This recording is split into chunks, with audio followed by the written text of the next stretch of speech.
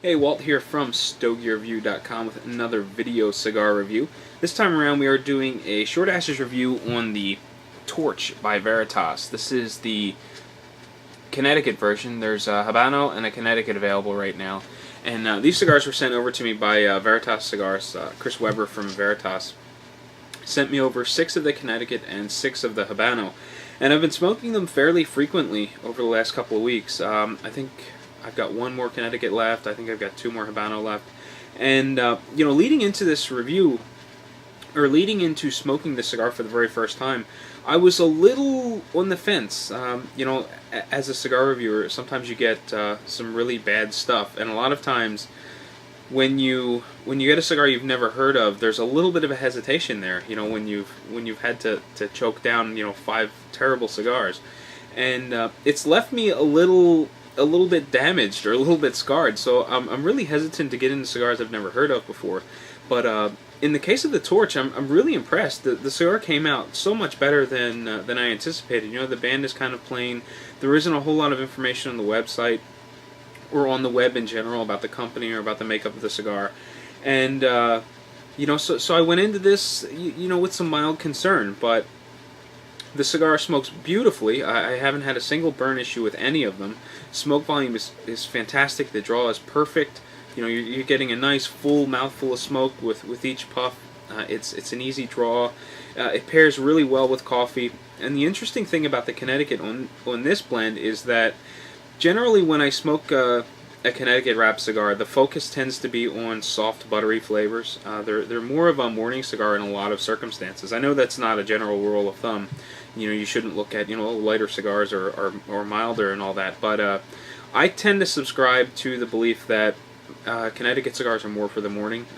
Because of those softer, buttery sort of tones that they produce, especially with the wrapper.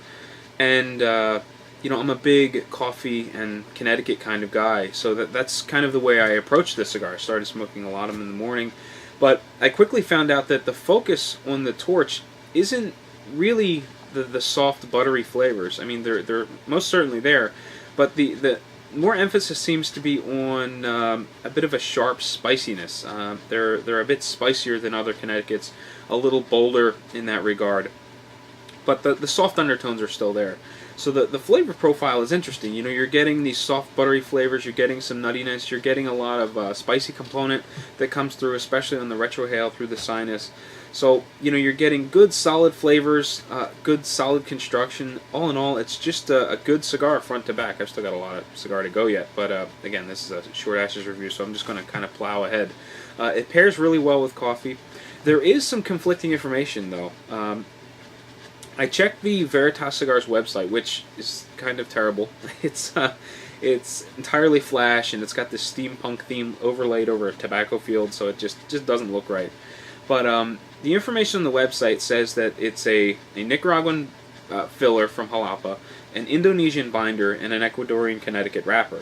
Now, I watched an interview from Brian on Cigar Obsession about a booth tour at IPCPR, and they call it Nicaraguan binder and filler with an Ecuadorian Connecticut wrapper. So I don't know where the Indonesian tobacco is coming in. I don't know whether maybe the website's incorrect or if the interview was incorrect, but there's some conflicting information. Either way, you're getting a cigar that's got that Nicaraguan zing behind it with some soft, buttery flavors that's kind of overlay everything.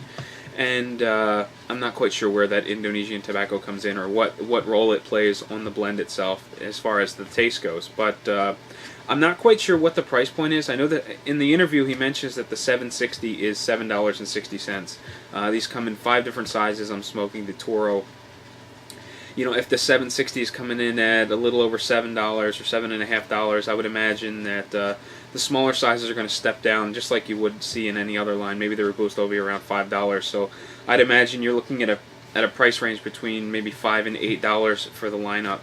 So all in all, I really do think it's a solid cigar. I'm really impressed. I hope to smoke some more of these, especially in the morning with coffee. I think they go really well.